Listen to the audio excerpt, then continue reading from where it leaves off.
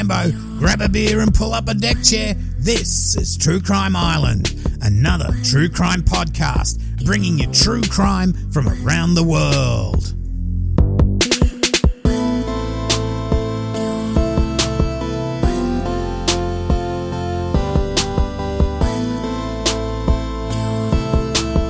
Hi Islanders, I hope you're all well. Tonight we have a crazy case of deja vu almost, but first a little bit of good news. You probably all know anyway that little Cleo that went missing in Western Australia has been found safe and well, so that's really good. Now this case was one hell of a case to research and write. We've got a lot to go through, so let's get stuck into it. Tonight, we're in North Carolina, where the accidental shooting of a man by his wife while he was in bed will unravel, as I said, into a bit of a deja vu moment. References tonight are from the Charlotte Observer, the Goldsboro News Argus, the News and Observer, Realtor.com, Carolina Supreme Court, and this book, Before He Wakes, a true story of money, marriage, sex and murder by Jerry Bledsoe. Now, if you really want to go into a deep dive on this case, I really recommend Jerry's book.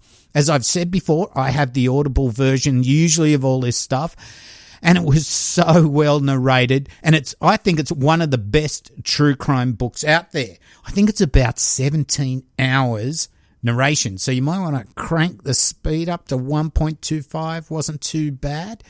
Anyway, so it's February the 1st, 1988 in Durham, North Carolina. Barbara and Russ Stager live on a property about 10 miles or 16 kilometres northwest of Durham City.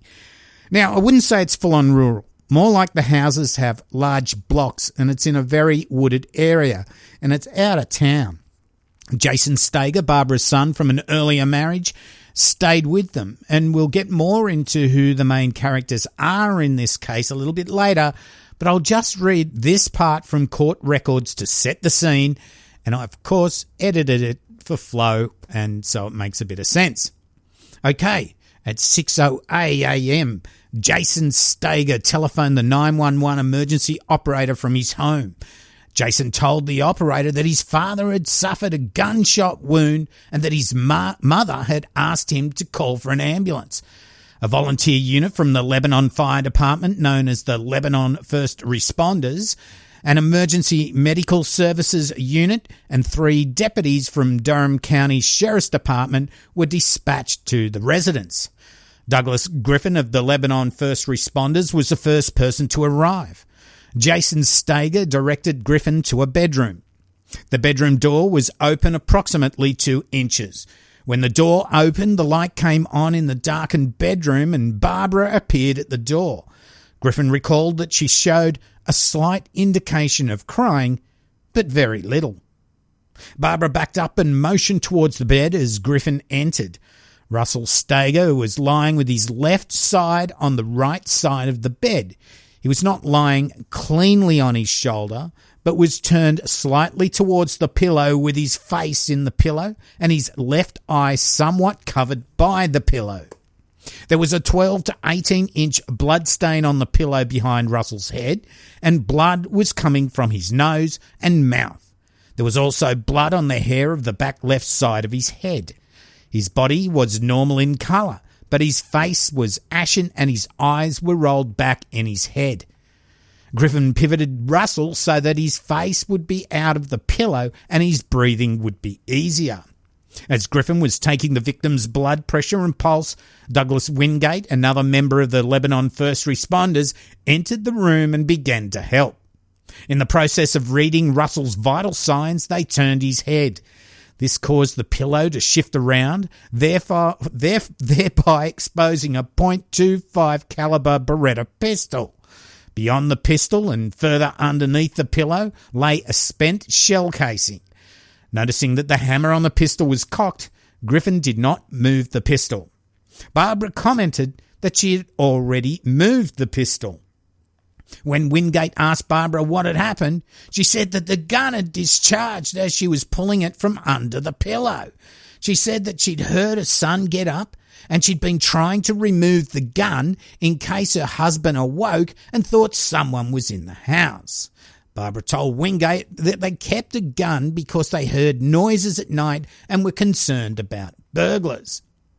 The first law enforcement officer to arrive on the scene was Deputy Sheriff Clark Green. Now, when he arrived shortly after 6:15 a.m, Barbara was sitting on the edge of the bed and had changed into blue jeans, a sweatshirt and tennis shoes. Her appearance was neat. Deputy Green secured the area and together with Deputy Sheriff Paul Ernest Hornbuckle, he interviewed Barbara. Now, before they began the questioning, Barbara repeatedly said, "I kept telling him about those damn guns." Now, the officers asked Barbara for some general information such as the victim's full name and age, and she was able to answer their questions without difficulty. They asked her about the gun, and Barbara stated that her husband was in a stage about guns and occasionally slept with a pistol.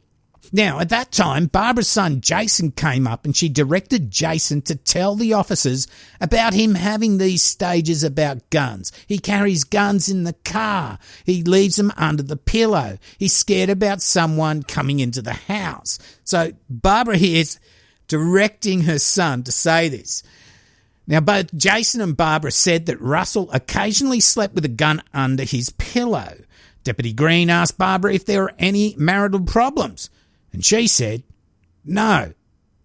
While the officers were questioning Barbara, one of the emergency medical technicians interrupted to ask if one of the officers would remove the gun from the bedroom. Deputy Hornbuckle removed the gun from beneath the pillow. The gun pointed towards the victim. The shell casing was also removed from under the edge of the pillow. Michael Kevin Wilson, a member of the Lebanon First Responders and also an emergency medical technician with Durham County Hospital, arrived at the scene after Deputy Hornbuckle had removed the gun. When Wilson arrived, Barbara was standing in the bedroom to the left of the bed. Now, Barbara became such a distraction to the medical personnel that they asked Deputy Hornbuckle to remove her from the room. Barbara repeatedly made statements such as, "I'm scared of these things. My God, I wish we didn't have them. I wish he wouldn't have these things under there. I'm scared of guns. Guns are not safe. You know, there's kids in the house." Now, Wilson described the repetitious nature of these statements as like a chant. It seems like she's trying to build some sort of narrative here, and we're going to get to that a little bit later. Now, Wilson was a member of the same church as Barbara and Russell Stager and Russell's parents. After Russell was treated at the Stager residence and transported to Duke Medical Center, Wilson told Barbara that he'd be happy to contact her husband's parents or their pastor and drive them to the hospital. Now, Barbara responded that she didn't want Russell's father called and told Wilson not to call anyone. That's a bit strange. Now, Barbara's response startled him. He later asked Douglas Griffin, the first person to arrive at the scene, to go home and immediately prepare a report concerning what he'd observed at the scene that morning. Now, Griffin's report indicated that Barbara had stated to the emergency medical personnel that her husband had been hearing sounds outside of the house during the night and had placed the pistol under his pillow. The next morning, upon hearing her son awake in the house, Barbara reached under the pillow to remove the pistol and it fired. Okay, so Russell, sadly, would succumb to his injuries just hours later. A bit strange that she wouldn't want any help getting Russell's parents called, that sort of thing, and there'll be a few weird things like that happen a little bit later. Okay, so let's get to know who the main characters are a little bit better. Okay, Barbara Stager first. She was born Barbara Terry on October the 30th, 1948, to James and Marva Terry. Good, solid, church-going people. Marva was dominant in the family and James was easier going and would do anything for anyone. Barbara was a shy kid and Marva expected her to be perfect in every way. Marva would be quick to correct Barbara, not only when she was young, like stand up straight, comb your hair, or do this, do that, but she'd actually do it into her adult life. Now, Barbara was pretty good at school. Although quiet, she was studious and had to work hard to get a good grade. So she wasn't full on a brain, but she'd work hard to get those good grades. Now, she did have nearsightedness. I've got something wrong with my speech. She did have nearsightedness and wore thick beer bottle type glasses, like the bottom of beer bottles. Now, while in high school, Barbara had hopes of being a school teacher as she just loved kids. Barbara was short, skinny. As I said, she had those thick glasses and didn't think she'd be popular with the boys. And thoughts of sex were deemed the thoughts of the devil by her strict Baptist upbringing. I mean, don't touch that sin cave, Barbs. In her sophomore year, or age about 16 to 17 for the UK and Aussies, Barbara was given a car, and rather than go out for dates, she just cruised around with her brother. She got a part-time job at Duke University Medical Center as a clerk in the collections division of the bookkeeping office. After graduating school in 1967, Barbara got a small scholarship at the Appalachian State Teachers College at Boone. Laura would meet her first husband on campus, Larry Ford. He was born on the 31st of August 1948 at Asheboro, Randolph County, North Carolina. Now, Larry liked sports, but he was more of an academic. The first time they were alone together, though, a desperate and sexually repressed Barbara jumped Larry in the instrument closet of the campus band room. Jesus! Barbara was a bit clingy towards Larry, but Larry hadn't even told his parents he had a girlfriend. Larry tried to break up with Barbara, but she freaked out and she ended up in hospital. No one could talk to her. She was just sitting there on the edge of a bed, just wouldn't respond to anyone. And what's called catatonic. She ended up in hospital. So Larry goes to see her and they were back together the day she was discharged. Soon, Barbara was pregnant and Larry wanted to do the right thing and they were married. It seems Larry wasn't 100% behind the marriage as he had sort of broken up with her and he had thoughts that she'd got pregnant to entrap him. Now, his father told him this as well, with Larry saying to his dad, "Dad, I wish you'd told me about women like that." Come on, Larry. It does take two to tango, mate. What did you think you were doing? So it's just as much your own fault. You should be responsible. Anyway, they got married almost in secret, without parents, just a few friends on May the 21st, 1968. Barbara would drop out of college to get a job at Wesley Long Hospital in Greensboro, filing insurance forms for emergency room patients, and Larry stopped studying to work at Varco Pruden, a manufacturing plant in nearby Kemersville. At first, they lived at Larry's parents' house, but then they bought a mobile home. Their relationship wasn't the best, with Barbara being jealous when Larry went back to study. Now, she thought he's having a great time while she was taking care of having this baby. It was like, hang on, you're back at school now doing all this stuff with your mates. I'm back here stuck in a mobile home, pregnant and having this job. Doesn't sound right. And she did get very jealous. Anyway, Larry ended up in the military. Barbara got jobs in banks and started having affairs. And now I'll go into their story in more detail later, but I'm just going to give you a little bit of a basic rundown. Now, Barbara gave birth to her first son in 1968 called Brian. Still, Barbara was bored and started spending more than she could afford. Barbara got pregnant again and had a second son, Jason, on the 27th of July 1974. She then got her tubes tied. Again, Barbara wanted more materially and she wanted more sexually. Now, Larry knew she was having affairs and they decided to separate. They'd been sleeping in separate beds anyway, and Larry had only stayed to try and have a family for the children. On November the 21st, 1974, Larry filed for legal separation, and it's only then that he found out how much debt Barbara had racked up. But after a while, they did get back together, with Larry forgiving her for her past indiscretions, more to, like I said, to keep the boys happy and give them a full-time mother and father.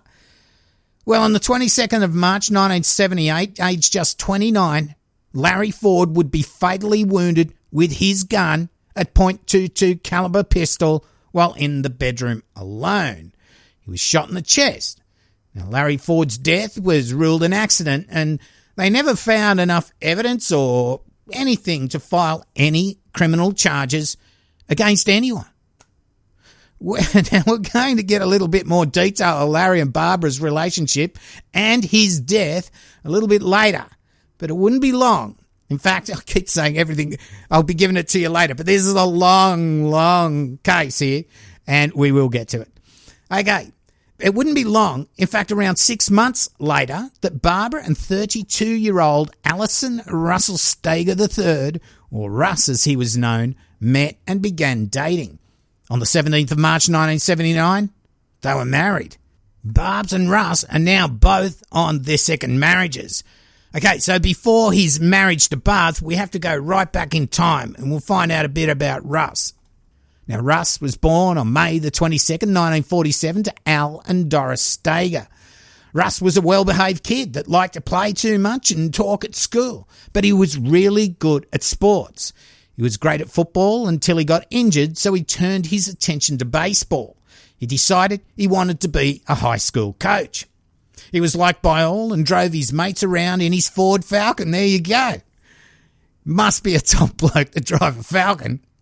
And he was right into the Baptist church. Look, his grades were not so good, and he wasn't able to get into his first choice, which was Campbell College. Instead, he enrolled at Mount Olive Junior College. Campbell College was a full-on, strict Baptist college. He met his future wife at a basketball game in Durham in 1969, Jo Lynn Ellen. They would date on and off for a few years. His grades were slipping and he didn't want to end up in the jungle in Nam, so he joined the Army Reserves for 6 months, then enrolled in Campbell College. That was his original choice from before. Russ graduated in 1972 and spent a term student teaching in Carey. In 1973, he got a job as a physical education teacher and assistant coach at Holton Junior High. He really took to coaching, winning many awards, and he earned the respect of his players, who idolised him. He would help out the poorest students as well and organise fundraising events. He was just an all-round nice guy. He always looked good and told his players that they should look good as well, because if we can't win, at least we're going to look good losing. He drummed into his students, never give up. Russ and Jo Lynn were married on October the 18th, 1974. A couple of years later, Jo Lynn heard a rumour that Russ was getting it on with a student. Then one night it got late and Russ hadn't come home. She went out to look for him and spotted his car parked outside his friend John's place. She waited for a while, then saw Russ coming out holding the hand of a teenage girl. Russ and the girl got in his car and drove off, and so Jo Lynn rocked up to John's front door, demanding to know what's going on. As you can imagine, John was a little bit freaked out and said, "Look, I don't know, just go and ask Russ." Jo Lynn waited until she calmed down the next day to ask Russ what was going on, and he said he was just trying to help her out. Yeah, Russ. Just trying to help her out a little bit. Good on you, mate. Anyway, Jo Lynn told him he was a liar and moved in with her parents while Russ tried to get her back. Good on you, Jo Lynn. He did get a bit of success there, and within 2 weeks, Jo Lynn was back, but she never really had the same feelings towards him anymore. Then, after just 3.5 years, they separated after a blackout forced them to sit in the dark, right? They only had a candle. There's no power for the radio, no TV. There was no conversation. In fact, they discussed a separation and Russ packed his bags and left. So, there you go. Finally, with no distractions, no TV, all this sort of stuff, they realised they had nothing to talk to each other about. So, yeah, they just decided to call it quits, and Russ just packed his bags and left. Now, after their breakup and divorce, Russ would remain good friends with Jolynn, and eventually she would become his confidant. Russ was now 30 and he started dating a 17-year-old. He wanted to marry her, but he ended up meeting this Barbara Terry, or Barbara Ford. I'm not sure if she reverted to her maiden name after Larry's death, but it's Barb's. Now, he met her after Barbara was house hunting with $70,000 of insurance money from Larry Ford's death. Russ had the house he and Jolynn had owned, and he was living there all by himself. Now, Barbara came to look at this house one day. She didn't buy it, but she had her eye on the owner. Now, Russ would eventually settle and pay out Jolynn for this house, and Barbara would end up buying the one over the road. It wouldn't be long before marriage was on the table, and on March the 17th, 1979, just days after Russ's divorce was finalised, and almost a year after Barbara's husband Larry had died, they got married. Now, Russ would go on to adopt Brian and Jason, Barbara's sons, and he would treat them like his own. Russ didn't really know much about Barbara's first husband. He did know he shot himself, but he had no idea Barbara had actually been suspected of murder. Barbara kept Larry's parents from visiting the grandkids too, so he wasn't about to get anything from their side of the story either. Now, I told you how Barbara had got her tubes tied. Well, I'm not sure Russ knew anything about this, because one night they were out and she mentioned she was pregnant. Later, she told everyone she'd miscarried. Yeah, so this wasn't mentioned anywhere. If Russ knew she'd been desexed or not, I really couldn't find any references about it. But if Russ had overheard that conversation and he knew she had her tubes tied, you'd think Barbara saying she was pregnant would be a little bit weird to him, but that would be part of who Barbara was and would always be, a pathological liar. So Barbara was a spender, spending more than she earned, and Russ, he sort of went along with it. He sort of spent as well. I think he got into it just as much as her.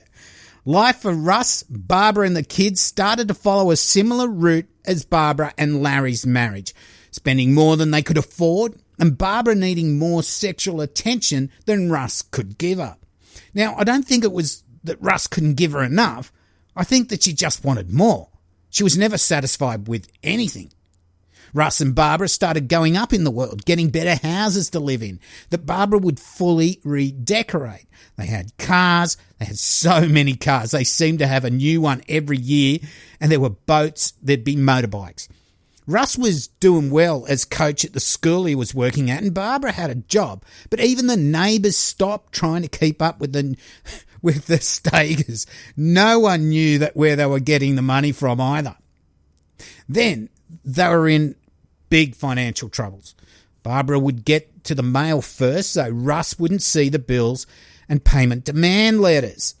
They also had a cottage at Long Beach, so they actually had 2 mortgages.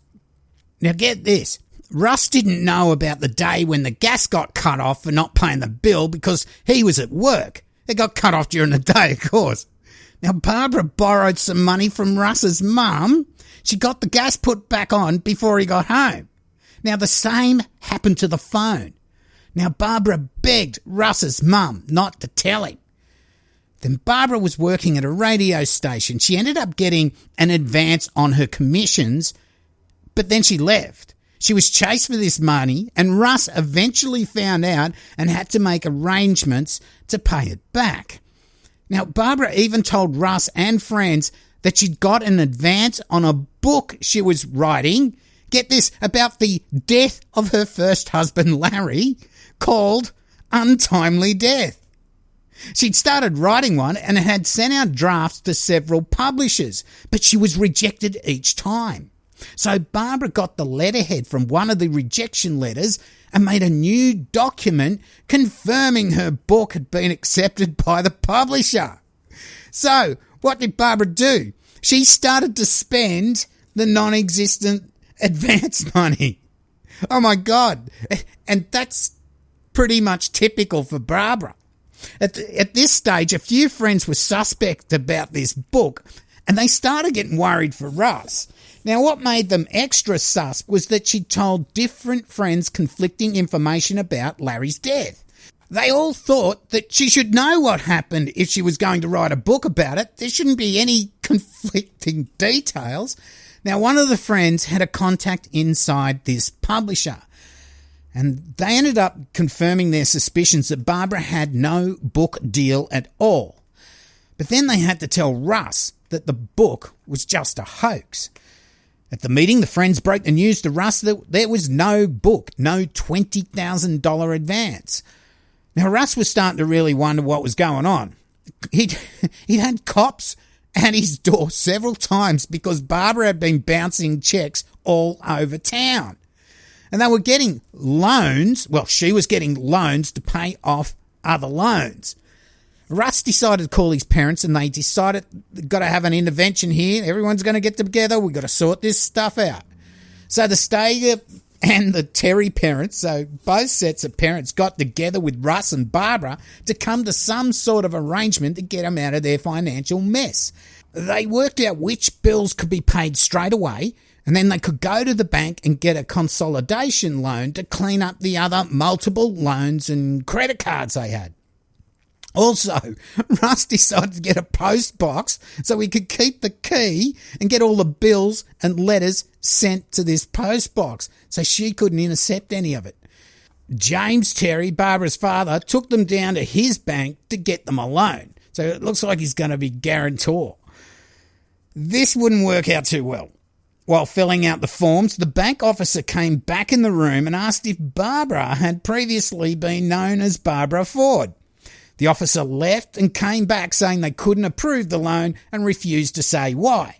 You see, Russ had no idea Barbara had been sacked for suspected embezzlement 4 years previously from the Security Federal Savings and Loan Bank that she worked at. Now, I don't know if this was the same branch or the same bank, but I can tell you, word gets round. So Russ's parents offered to buy one of his cars, but that put a shock through him as well, as he found out he still owed more than he bought the car for because Barbara had forged his name and renegotiated the loan on it. Jesus Christ! You think, can it get worse? Can my life get worse? They ended up selling the beach cottage and their home. They stepped down to a smaller place, and that would be a 1918 Bivens Road, Durham. The finances were getting better, but Barbara was having a new affair. Russ found out about this one when Barbara's grandma died. On the morning of the funeral, Barbara said she had to go out and run errands. Later, Russ decided to get the car washed and saw Barbara's car parked all by itself in the Durham County Stadium. Now, he was thinking, this is weird. He parked his car just out of sight and waited. He then saw Barbara come back in another car with one of her workmate dudes, a guy who'd been to their Christmas party. They were passionately kissing, and then Russ drove up and stopped beside the car, freaking Barbara and this guy out. Now, she jumped out of the car, and this guy just took off. Barbara started spending again, getting them in financial shit.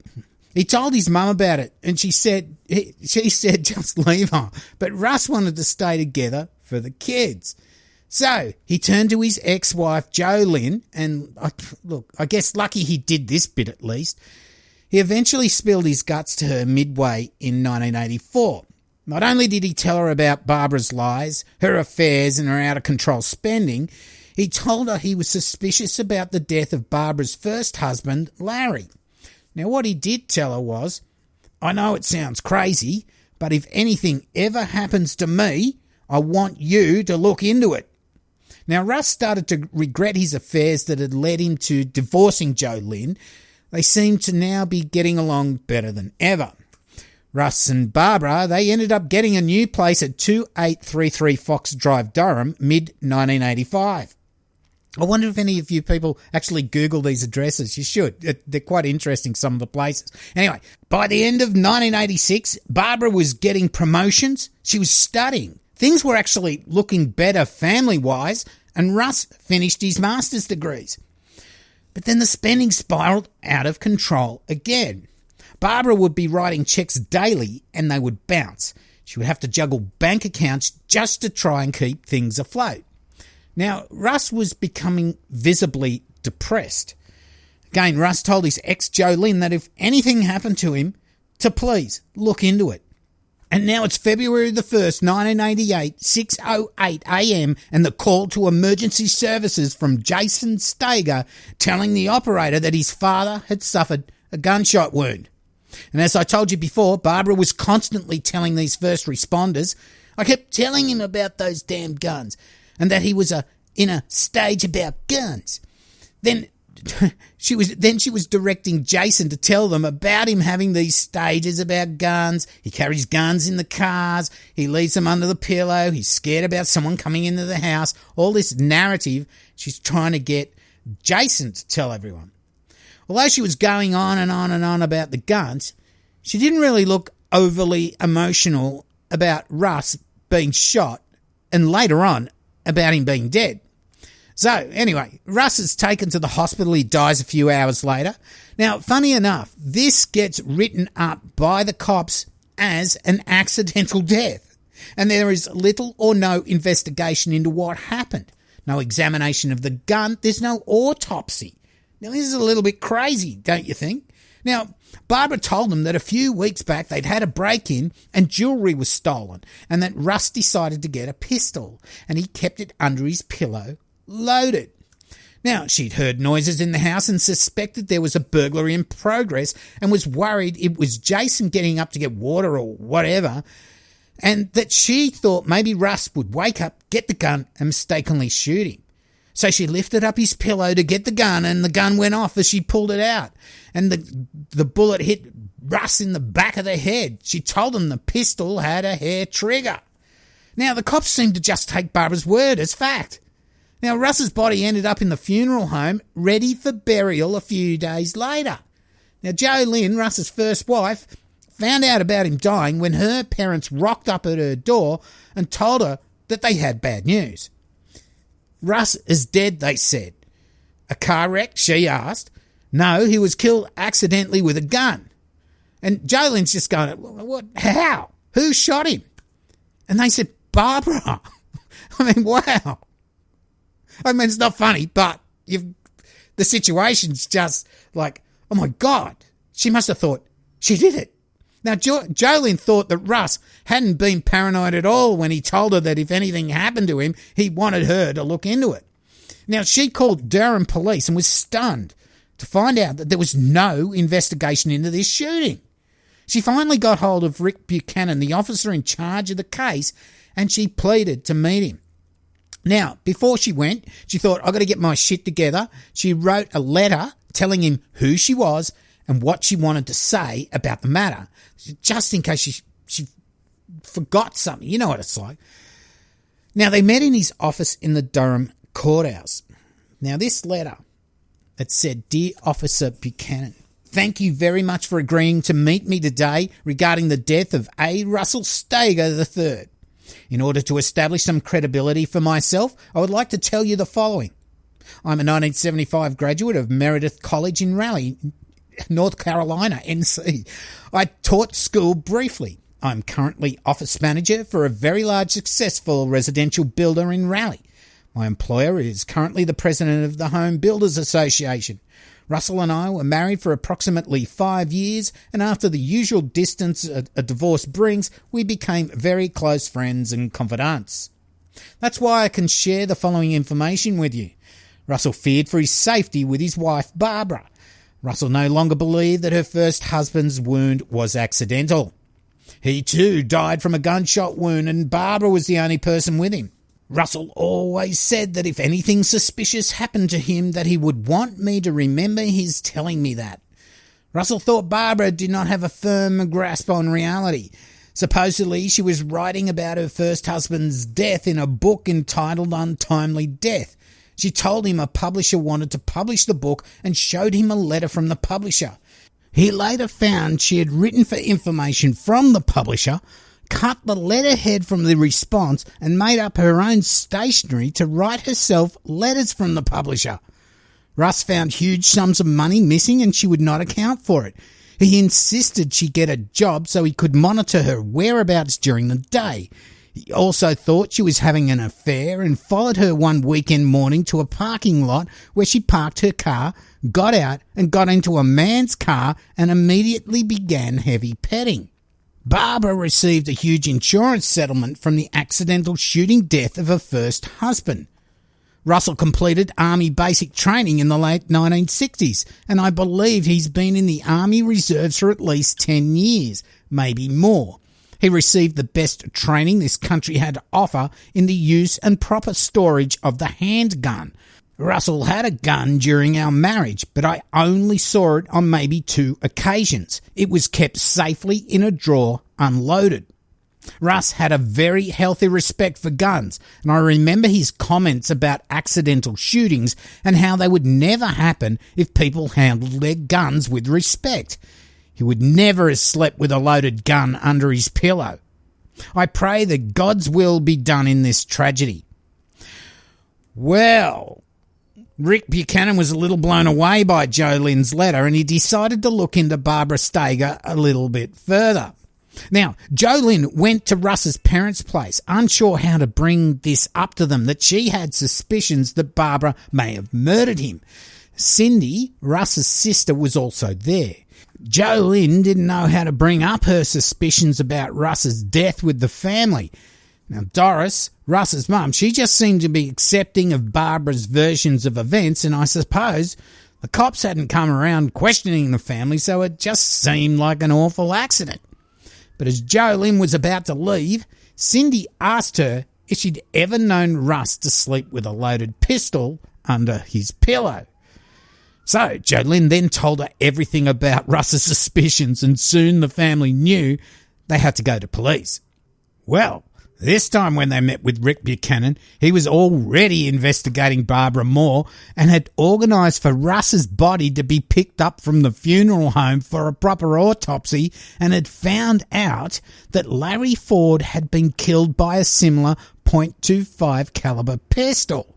As Doris, Cindy and Jolynn sat in the office with Buchanan, they told him everything they knew about Barbara, the financial issues Russ and her had faced, Barbara's embezzlement, which got her sacked and was the probable reason why their loan had been knocked back, and this theft of jewellery that Barbs had said worried Russ about prowlers and the reason he had the gun under his pillow. Now, it looks like this theft of jewellery wasn't a real theft. She actually claimed it on insurance, but she made out that's the reason that Russ got this gun.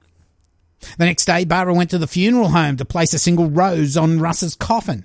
She was surprised to find that Russ's body wasn't there. His body had been taken to North Carolina Memorial Hospital in Chapel Hill for an autopsy. Okay, this must have freaked her out a little bit, as things seemed to be going as planned for her, and now an autopsy? She must have been wondering what was going on. Well, the autopsy results showed that the bullet had entered Russ's head in a downward trajectory.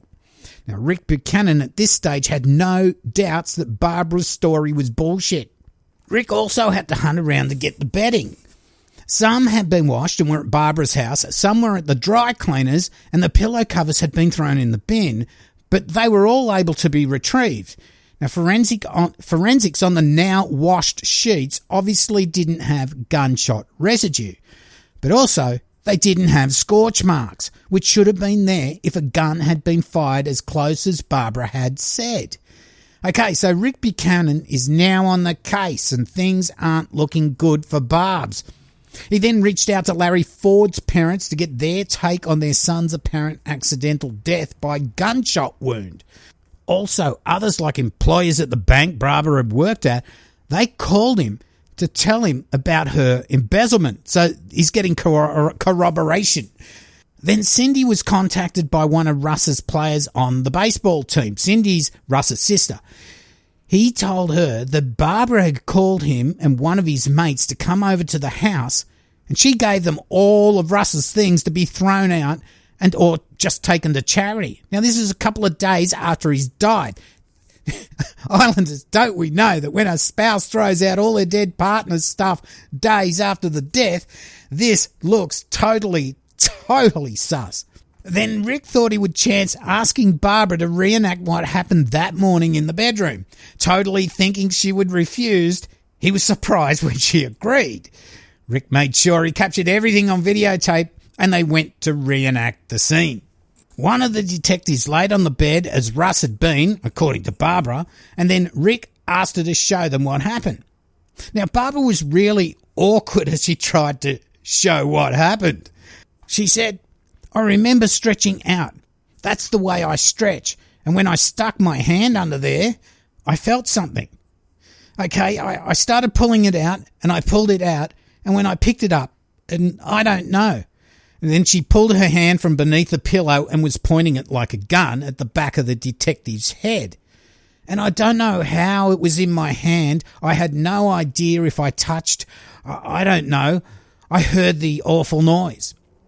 Well, wait a minute. No, sorry, that wasn't quite right. Then she moved her hand a little bit deeper under the pillow. She's moving around trying to make it look better. Then okay, she said, and then I started getting up. Again, she pulled her hand and pointed it at the back of the detective's head. "That's how it was. I started getting up with it in my hand. Wait, I don't think this is going, he's not quite in the right position." So she moves the detective into a slightly different position, moving his head a little bit closer. "Maybe more like that." She tried again, but she wasn't quite sure again. And maybe like that. Now, Rick at this stage offered to give Barb the .25 caliber pistol that had killed Russ to see if it would help her reenact the scene. And she just goes, no. Because I don't even know how it was in my hand. That part doesn't even register. I don't know. I didn't even. Look, I don't know what position it was under there. I just realised what it was. Started to get up to get it out from under there. Heard the noise and shocked. I couldn't figure out what it was. Sort of realised what had happened. I don't know if that's close enough or if that answers your questions, but that's about the best I can do. Now, Rick had Barb's totally pathetic attempt at recreating the shooting all on videotape. Now, Barb must have realised at the moment that her story just didn't add up, and it was a grave mistake to agree to something as stupid as this reenactment. Again, Islanders, how many of these types think they're smarter than the cops? She could have just remained silent, let the cops come to her, but she thought she could outsmart them with her bullshit little story. And then when it came to actually acting it out, she couldn't. Her story just didn't align with the evidence that Rick Buchanan had. So Barbara would eventually be indicted by a grand jury to stand trial for the murder of Russell. Her house was searched and there were stacks of paperwork. That was all taken to be sorted through, financial records and all that sort of stuff.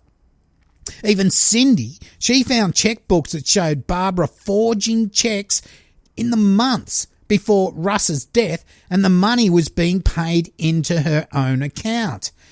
And there would be very much more damning evidence that by some divine power came into the hands of the investigators just weeks before her trial. Rick had made an audio tape, much in the same vein as what he had told Joe Lynn about his worries that maybe his life might be in danger, as much as Larry Ford's life had been in danger. And now it was found by luck by one of the students cleaning out a locker at the school. Long story short, it was listened to quite a while after being found, and then it was immediately handed over to investigators. Now, I'll read what was admitted in evidence in the trial, because some of it's been cut out, but it's basically most of the tape. Now, apparently, this only came to light a couple of weeks before the trial. So this is what Russ had to say on the tape. The last few nights during sleep, Barbara has woke me up to give me some kind of medication. I've not taken it. Last night she woke me up and gave me what she said was 2 aspirin, but this was like 4:30 in the morning. She stood there to see if I took it. I did not take it. I placed it under the bed. She came back to check and make sure I'd taken it, saying she wanted something to drink from what I was drinking. This morning she normally is up and gone by 7. Today at 7 she was still in bed. She said that she was going to work at 8. Before I got up, she was over around there on the side, acts like she was looking for what I supposedly took last night. Now, this was the night of January the 28th, a Thursday night. So she stayed there looking to see if I'd taken the stuff this morning. I got it out of there, although she was looking closely to see if I was trying to retrieve it. She made the comment that, "You didn't take it. Those aspirins that I gave you." I said, "Yeah, I did. Well, I took the 2 capsules to Eckerd's Pharmacy at Forest Hills, and they said that they were sleeping pills. Now, if I was already asleep at 4:30 in the morning, why would somebody wake me up to give me 2 sleeping pills?" Barbara's second husband, the first one, I don't know what happened, but according to his parents, there was some foul play going on. He supposedly accidentally shot himself in their bedroom with a pistol. Now, I have no idea what really went on, what really happened. She was there when it happened, and so were the boys. My question is, did her husband, Larry Ford, accidentally shoot himself? I'm just being paranoid about all this stuff. Sometimes I wonder. Back to Wednesday night, January the 27th. Barbara had given me something that was supposedly for sinuses and some aspirin that was supposedly was Nuprin. And about 5 that morning I woke up and I was feeling terrible. I was hurting real bad around my eyes, my temples, and I really wonder if what she gave me was sinus medicine and Nuprin. I had some real bad case of the cottonmouth. Even after all this, when she woke up and saw I was in pain, she actually tried to give me some more stuff which I wouldn't take. I would really hope that I'm being paranoid all about this stuff that's going on. But I really wonder.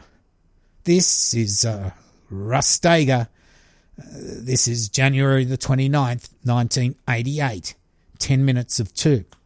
Also, one time a few years ago, I had to get a post office box because a lot of the mail coming to the house, bills and stuff, seemed to be disappearing when she got home first. Now, I've only got 1 key to this post office box, and for the last couple of weeks, every time I've turned around, she's taken the key off the key ring and supposedly gone to check the mail herself. Now, a couple of months, December and January, I haven't even gotten the bill from Visa, which she says she's called them, and they say there's just been a misunderstanding. I don't understand myself why a person wouldn't send the bill if they'd been sending it for a year every month and not missing. Why all of a sudden they would miss?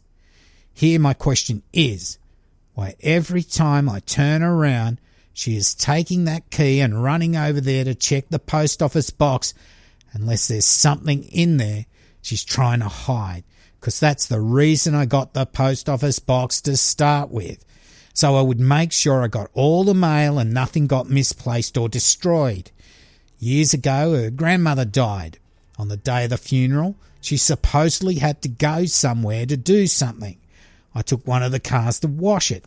When I was coming back through after washing the car and getting it filled up, I saw our other car sitting at the county stadium out there in the parking lot all by itself.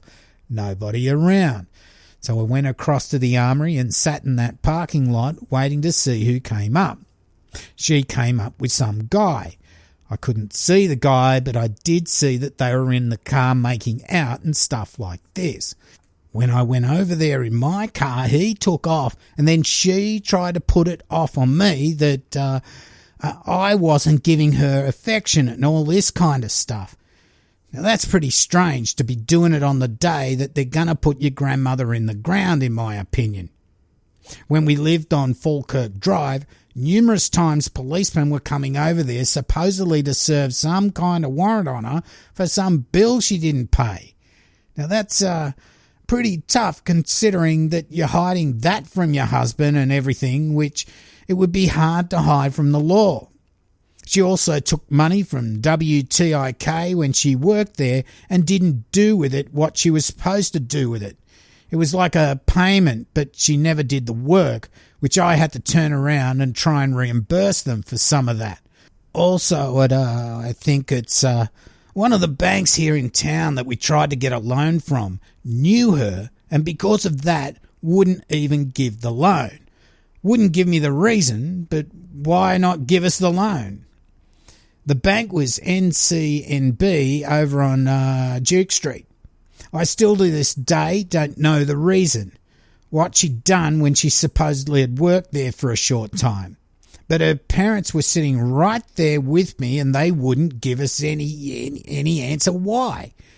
Also at CCB and First Union at one time she had flip-flopped some money she supposedly had covered in the bank. But what she was doing was writing a cheque from one bank, taking the money out of the other bank to cover that and vice versa, which obviously is not working. Jiggling this money back and forth was done for some car payments which really weren't being made, and I had to come up with the money to pay the car off because the bank was ready to raise all kinds of pain. She supposedly signed my name on one of the bank cards, but really it was not my name. Well, that's when the dead speak, it truly is spooky, isn't it? Now, this was recorded 2 days before his death. He suspected she was trying to kill him. Now, how would you be? To have these feelings towards your partner, a partner that had lost her husband just months before you met, you must then start thinking back to that time and try to remember, was she sad at the time? Which would be part of the grieving process, or if she acted as if her husband just didn't exist, the father of her 2 kids. Now, thinking that maybe she did kill her previous husband and starting to put everything together, the sleeping pills, her affairs, her workplace theft, and her covering up all of these finances, you start to worry. And then 2 days later, after you record this audio tape, sleeping in your bed, boom, Vakalanga. And to think the cops weren't going to investigate the shooting, even though she actually admitting pulling the so-called hair trigger. Well, in court, there would be a lot of evidence to support she purposely planned and intended to kill Russ. The pistol was tested to see if it in fact had a hair trigger, and no, it didn't have a hair trigger.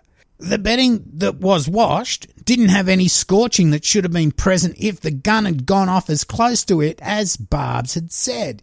The trajectory of the slug had to be from someone shooting from above, not from under a pillow. Now, both these facts showed that it was most probable that Barb shot Russ in the back of the head, standing upright next to the bed, a metre or so away.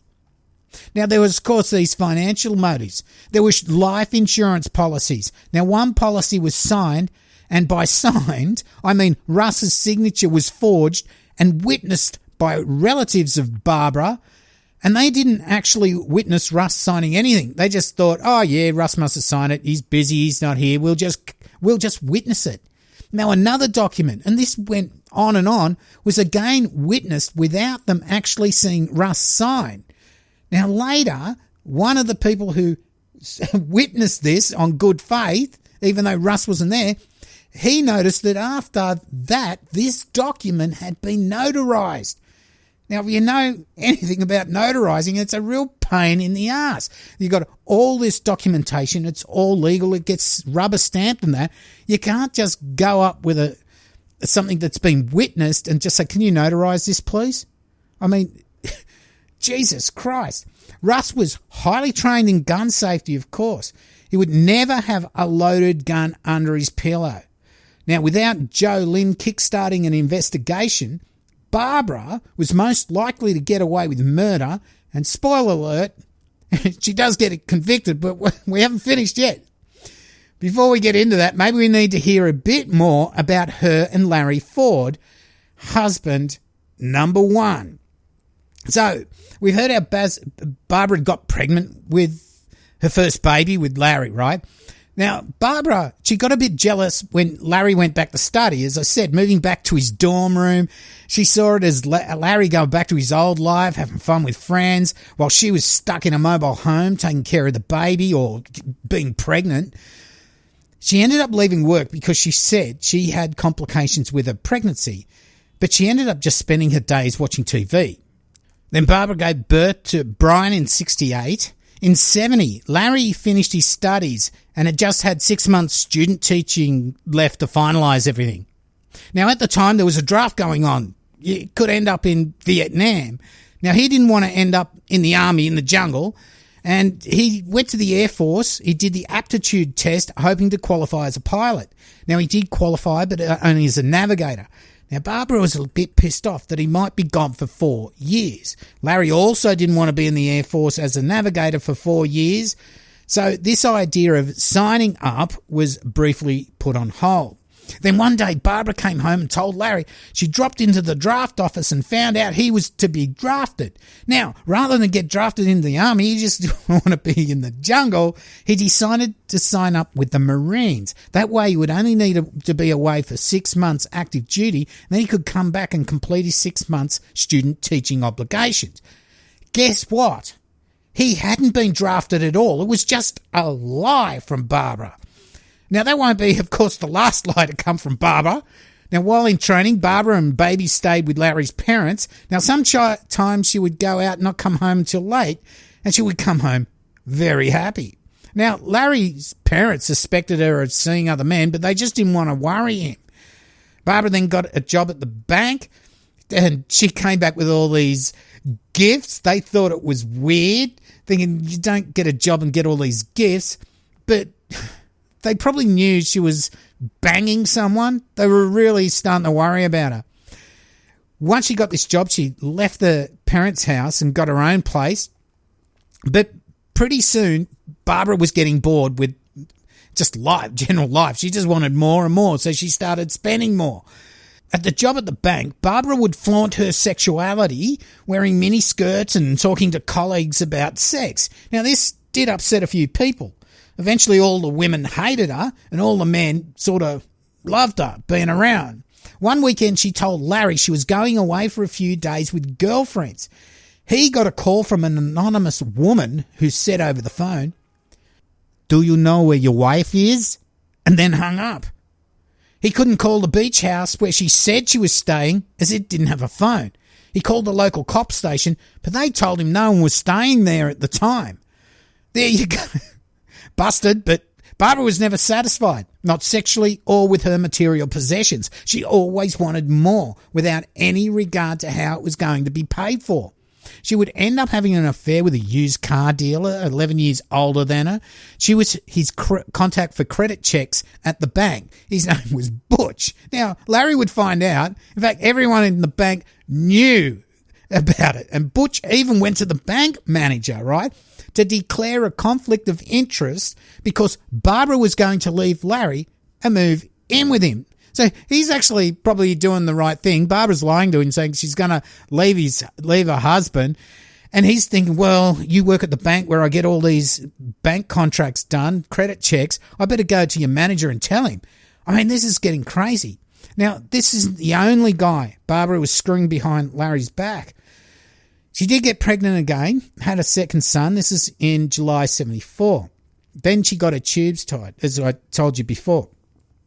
Now, Butch, he sort of faded away after the birth, but Barbara found another car deal at the bank, and she did this on the first visit to his house, and there were plenty more, and they were either bank customers or they worked at the bank. Larry and Barbara decided to separate. They'd been sleeping in separate beds anyway. Now, Larry, just like Russ, only sort of stayed around because of the kids. On November the 21st, 1974, Larry filed for a legal separation. It's only then that he found out how much debt Barbara had racked up. Money that he thought was going out of the bank to pay bills wasn't paying the bills, and there were bills he had no idea he had. Barbara started banging a young guy at work. It's just, this woman is just amazing. Barbara ended up getting the Mustang. Larry got the Datsun. What a bum deal that is. She got the children's furniture and half the rest. He got the bills, the house, and the mortgage. Barbara received full custody of the children. Larry promised to pay $175 a month in child support.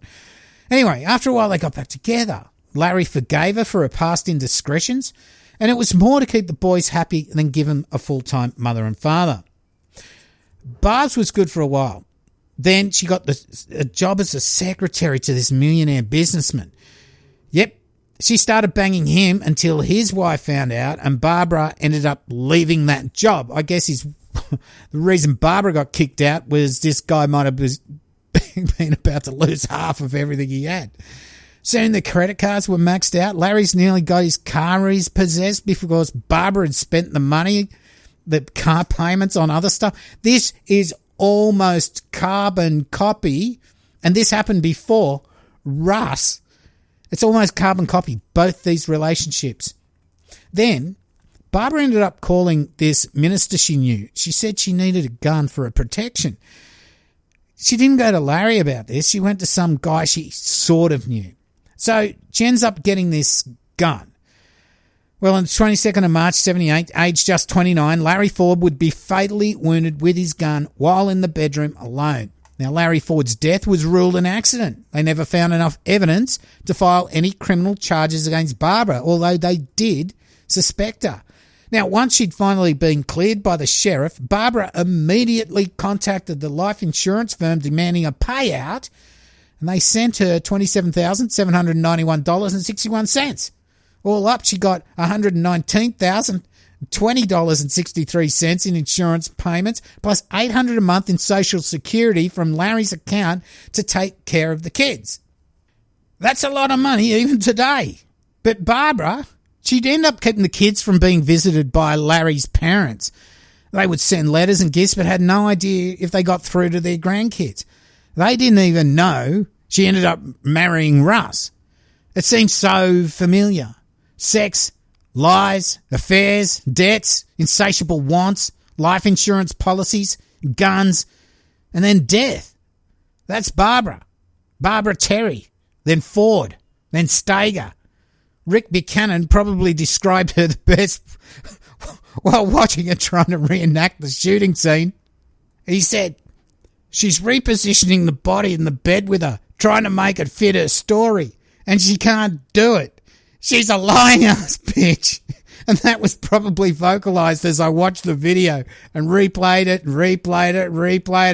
There was no doubt at all that she intentionally shot and killed Russ Stager. No doubt whatsoever. Lying ass bitch. And yeah, honestly, that's what she was. Now, she wouldn't be charged over the death of Larry Ford, but she would go down for murdering Russ Stager. She would be found guilty of first-degree murder and sentenced to death on May the 17th, 1989. She ultimately would be resentenced to life in prison in August of 1993. She's been denied parole in the past and is currently serving time at the North Carolina Correctional Institute for Women. Well, Islanders, that was a bit of a long one. And just like a few episodes before, I didn't want to split this one up into two. I just kept it in one chunk. There was no real place you could split it in two anyway. Barbs, what a lying-ass bitch. How she must have felt the morning she went to put a rose on Russ's coffin, only to find out his body had been taken for an autopsy. Just walking in there thinking how she'd killed two husbands and no one could pin it on her. In both cases, financial difficulties that she was facing could be wiped out with the insurance money she would receive. I suppose her thoughts were that she was that far in debt that it would take years of being a tight ass to get back into the black, but she just didn't want to wait those years. She just forged some life insurance policies she could kill off her spouse, and for an instant financial and life reset, find another sucker and rinse repeat. The part about her being worried about Russ waking up and thinking prowlers are in the house and he might get the gun and mistakenly kill Jason, the son. So that's why she had to reach under the pillow and get this gun. Well, Russ didn't even know Barbs had bought that gun, right? And he was such a heavy sleeper, nothing was going to wake him up, right? He had actually slept through his house burning down when he was in college. So the fire brigade come and put the place out. They go walking around the place. Hey, look at this bloke. Is he dead or is he asleep? That's Jesus. Oh, Bobs, all I can say is that the Karma bus took you for a nice long trip, finally. Thank God for Russ confiding in his ex-wife, Jolynn, and him recording the audio tape, and that was just days before his death. And it was, again, so lucky that that tape was found and then listened to, because there was not only the time gap between it being found, but when it did get found, they took forever to even think, oh, we should stick this in and have a listen, see what's on it. That was only 2 weeks before the trial. Anyway, I don't know what you think about this case, but it's crazy, these Black Widow cases. Okay, I'd like to thank my patrons past and present for keeping the island's lights on. Emily Brooks, thank you so much. Steve Chaput, a very long-time listener. Mel Holloway, who upped her pledge. Thanks, Mel. There's Jerry Maspero, who's been a guest on the island lawyer, and he was on ages ago. And Ava Lupol, thank you so much. And a special thanks to all my patrons. Thank you so much. And the PayPal people as well. If you'd like to throw $1 my way, please check out patreon.com/True Crime Island. Or if you just want to shout me a beer, you can donate a one-off beer at paypal.me/True Crime Island. A free beer is always nice after dumpster diving into these cases. Boom fuckalunga. But can I just ask that you take time to share the podcast with your friends or even in groups, Facebook groups, whatever, mention the island. Because the island is one of the few truly independent true crime podcasts out there and commercial free. Best of all, sharing it is free of charge and it really does help the island out. I'm also listed on Audible, so if you rate and review me there, if you're on that service, and Amazon Music, I think, there are quite a few other podcasts on Audible now. So if you've got one of these little Alexa things, you might just say, hey, Alexa, do this for me. So you might find it a better alternative to listening in, like I said, especially if you've got one of these devices. I've got a Google one as well, and I am on Google Podcasts too. Go to my website, truecrimeisland.com, where you can stream each episode if you just want to avoid all these sort of things.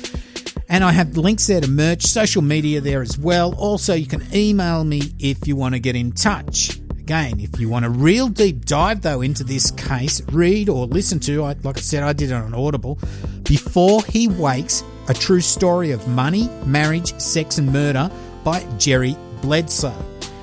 You'll love it, honestly. Get the audio one. Like I said, it's 17 hours or something. So unless you like books, just sit back and listen to that one. Well, that's about it. I've been your host, Cambo. You've been listening to True Crime Island. As I always say, don't forget to delete your browser history. Night.